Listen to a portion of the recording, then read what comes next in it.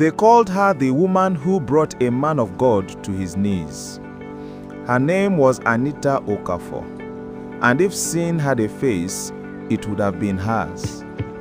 Elegant, poised, and beautiful enough to make men stutter when she passed, Anita walked into Grace Fountain Church one quiet Sunday morning and changed everything. From that day, the whispers began.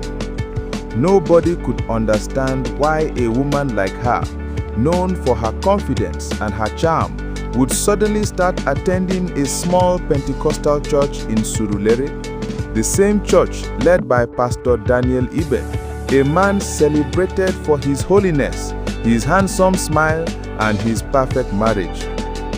Anita never missed a service. Every sermon, every prayer, every altar call, she was there, sitting in the front pew, eyes fixed on the pulpit, listening like every word Pastor Daniel spoke was written for her soul alone. People noticed, of course, they always do.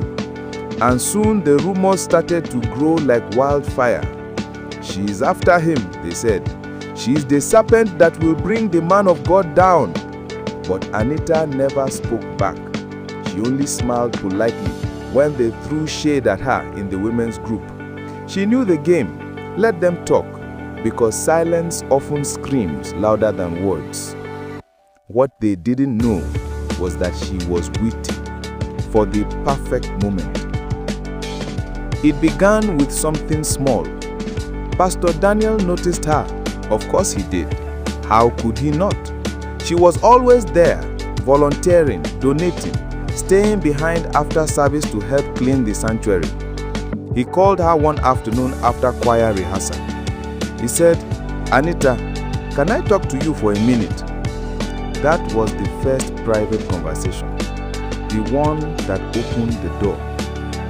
From there, things moved quietly, slowly, and dangerously.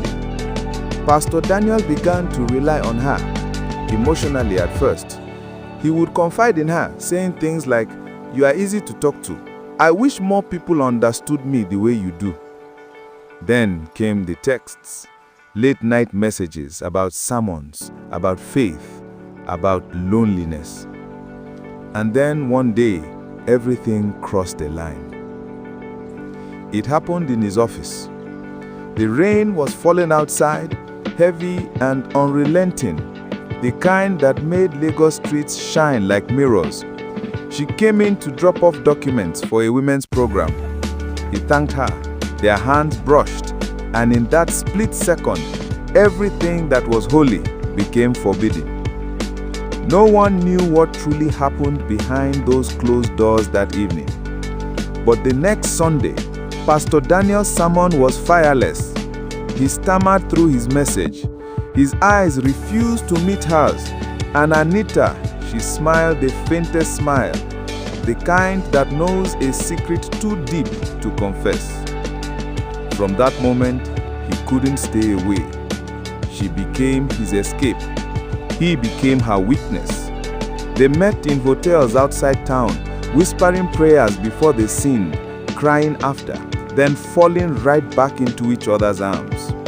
She told herself it wasn't love, but something darker, something driven by pain, not passion. Because every time she looked into his eyes, she saw not desire, but guilt, and that guilt was her weapon. By the 6th month, everything started falling apart. Church members began to sense it, the coldness between the pastor and his wife, the nervousness in his sermons, the lingering glances. One night, a deacon followed them, caught them together, and recorded it. By the next morning, the entire church had the video. The scandal tore through Grace Fountain like a hurricane. Pastor Daniel lost everything.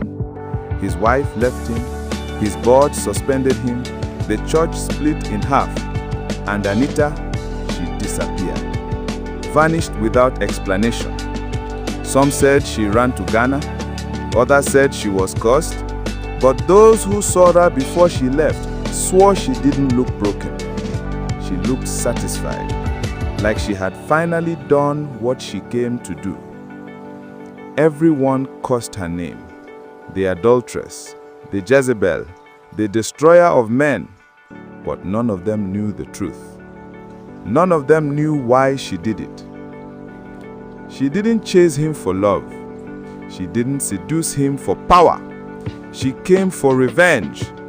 But the real reason, stayed locked in her heart, hidden behind those cold eyes and calm smile.